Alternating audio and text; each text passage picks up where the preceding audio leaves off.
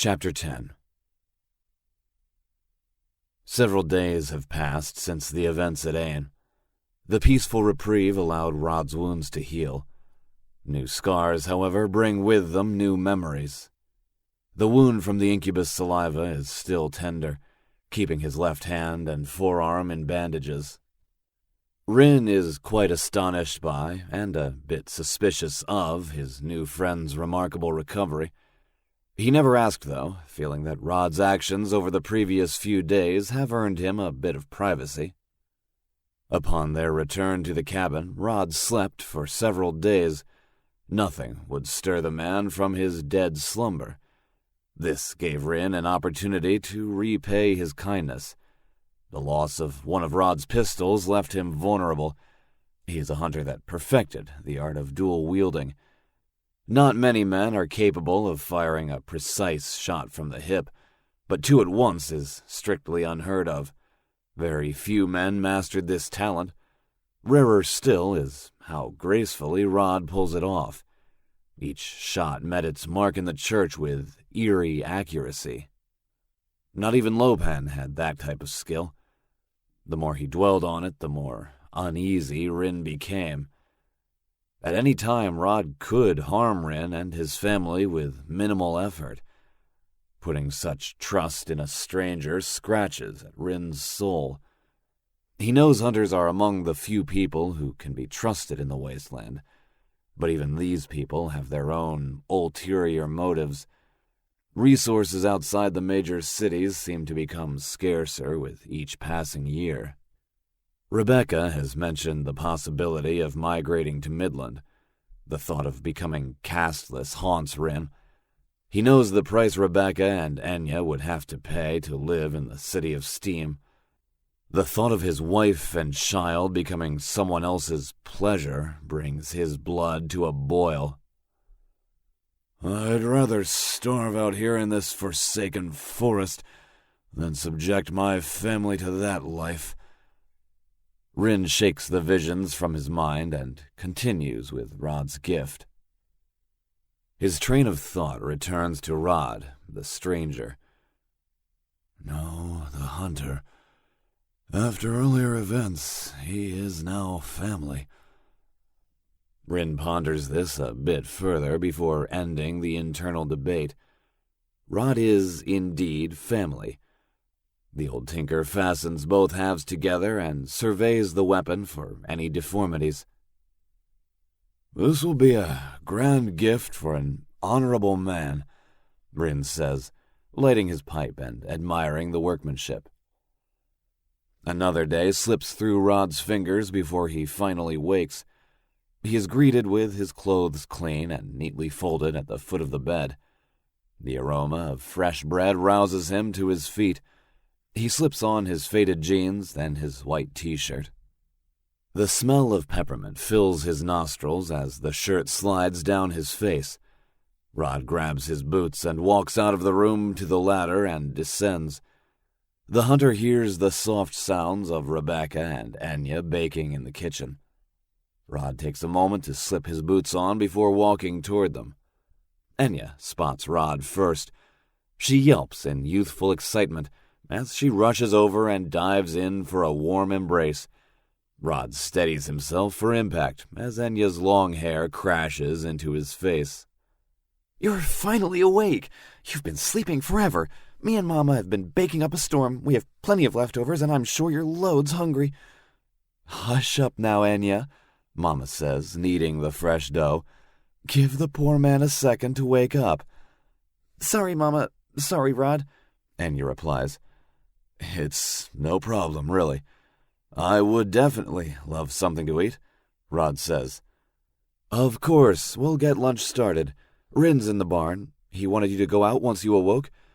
You've been asleep for so long, I think Rin would have shaken you awake if you slept any longer," Rebecca says, tossing some more flour on the counter.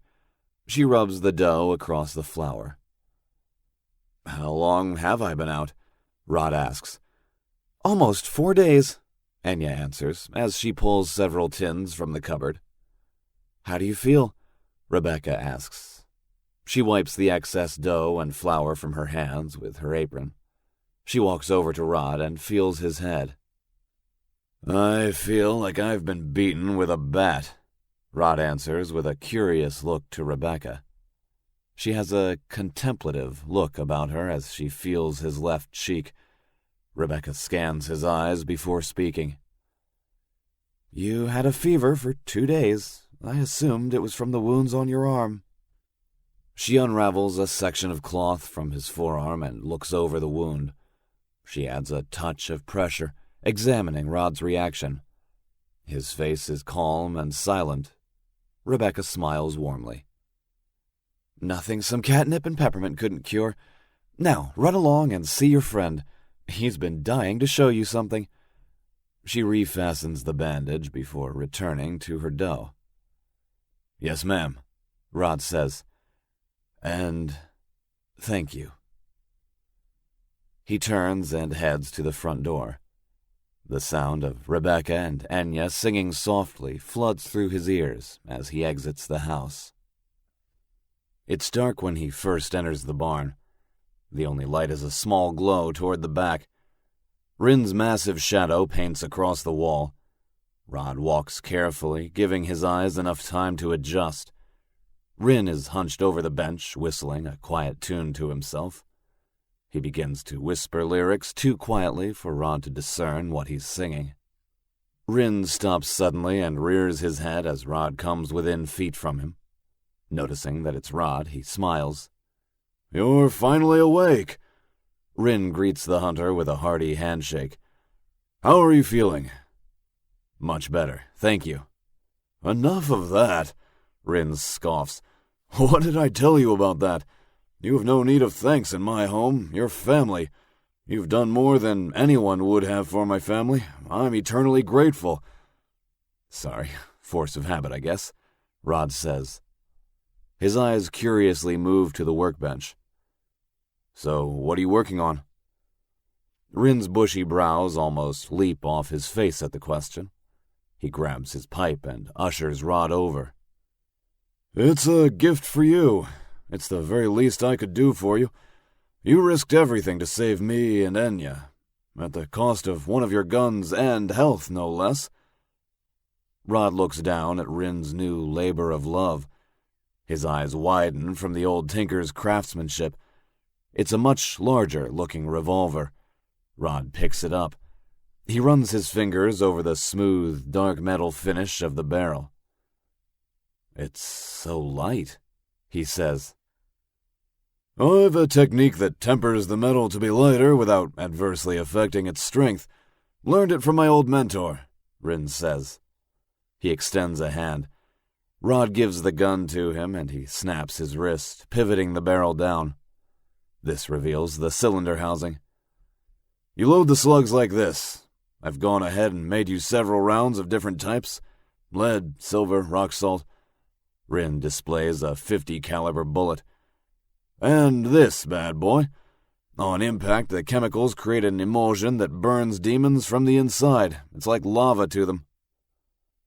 Rin loads the revolver and gives it back. Rod grips it tightly in his left hand. He's still amazed by the weight. Something new catches his eye across the left side of the barrel. It's words etched into the gun. He reads them aloud. Daemon Malum. What does it mean? It means demon bane in the dead speech, Rin replies, handing the hunter his new gun belt.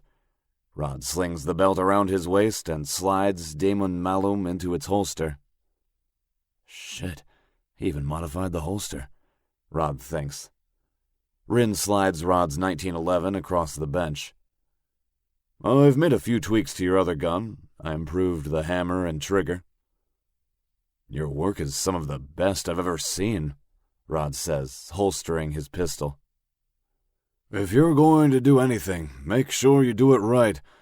That's what my mentor said before whacking me upside the head when I screwed up. Unfortunately, I was thick-headed in those days and needed a reminder on more than one occasion. Rin lets out a cross between a scoff and a laugh. It sounded as though he forgot to breathe, and his brain needed more than his mouth could inhale. So, what's the plan now? Rin asks. Got anywhere in particular you're heading? North, Rod replies. Heading to Midland. Think I'll take the train to the Dark City. I'm to meet a local resistance there and hear their proposal. Rin responds while lighting his pipe. Sounds too political for my taste. Everyone thinks they're the good guy. Biased and only looking at it from their perspective. No good comes from this. Only war fought with men and women with no dog in the fight. Fighting a war for the wealthy. Rod smiles at the comment. I couldn't agree more. He fastens the belt and heads to his bike. Rin follows. I'm just going to listen to the proposal. I have nothing to gain from this. You think it's a blood contract? An assassination attempt on the dragon? Rin asks, blowing a train of smoke rings. That's my guess. It's a favor for a friend. It's the very least I can do. Well, your very least is far more than most. What about you? Rod returns the inquiry. He grabs a cigarette from his tin. Going to spend your days here or return to Wayne? Rebecca and I have spoken about that. I think our plan is to remain here. Too many ghosts in that town. Too many dark memories. I think they far outweigh the good ones. Rin leans against the barn. He takes a moment to reflect on his past. Tern walks by the men carrying a duck and gives a childish wave. The duck decides it has had enough of Tern carrying him. The dark-feathered animal bursts out of the boy's arms and glides toward the back of the house. Tern erupts into a howl of startled delight and takes off after the duck. Rin smiles inwardly at the sight. He looks over to Rod, who is admiring Tern's innocence. She's not mine, Rin says. Rod looks over at Rin oddly. He's not sure what the old tinker means. Rin continues, Enya. She's by all rights my daughter, except in blood. Though I love her like she is. I came upon Ain years ago, tired and beaten. The Wasteland is an unforgiving place. Stay out there too long and it starts to take pieces of you. The parts that matter. The parts that make us human. I understand that all too well, Rod interjects. Yes, I got no doubt in that. I came to Ain in hopes of becoming the blacksmith's apprentice. Maybe try and finally start a life for myself. Fate would have it so, it seems. The current blacksmith died, a sickness he couldn't recover from. I applied for the position, along with 3 other men. I won, and I got all of the blacksmith's possessions, including his wife and daughter. Rod remained silent, listening to the old tinker's story. He wasn't quite sure why Rin was telling him this. By all rights, Rod had no reason to hear it. He could see the love and admiration toward Rin in Rebecca's eyes, the gentle touches each would share with the other. It wasn't fake, and to Rod's shame, he was a bit jealous. A hunter is a lonely profession.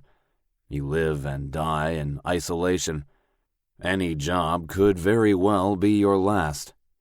Being a part of this family for a short time brought the memories of his family back to the surface. Will I ever see them again?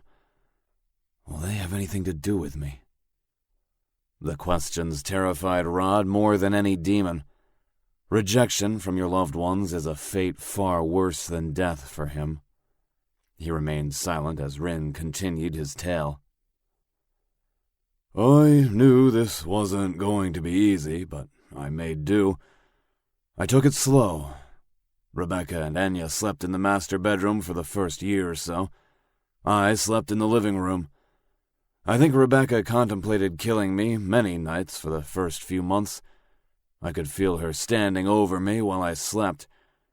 She trembled, probably holding the knife over my head, trying to find any excuse to do it. Glad to see she didn't go through with it. Rin blows smoke as he chuckles at the remark. Me too. I fear death. I fear it more than I should. I often find myself waking up in a cold sweat with the thought that there is nothing but blackness when we die. Nothingness mixed with emptiness. There's something there. But you'll have a long time before you see it. Your 2 boys you still need to groom into fine men. A daughter you get to hand off to a worthy man. Grandchildren to see grow up. Push that fear from your mind and enjoy the present, Rod replies.